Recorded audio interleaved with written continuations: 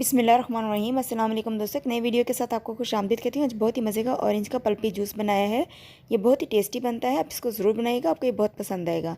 Video अच्छी लगे तो मेरे चैनल को सब्सक्राइब करें, वीडियो को लाइक और शेयर करें और पास वाले बेल आइकन को भी लाजमी प्रेस करें।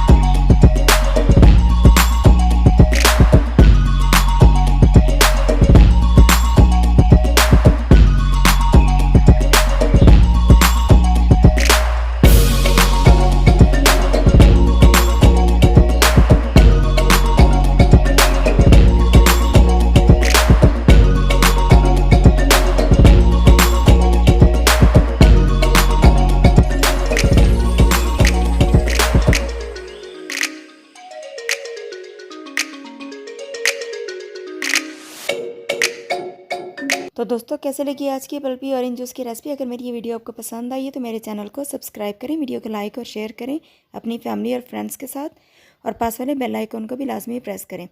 अगली वीडियो तक के लिए आपसे इजाज़त चाहूँगी। मिलने किसी और नई अच्छी रेसिपी के साथ। दुआ में बहुत याद रखिएगा। तब तक के लिए अल्लाह हाफिज़।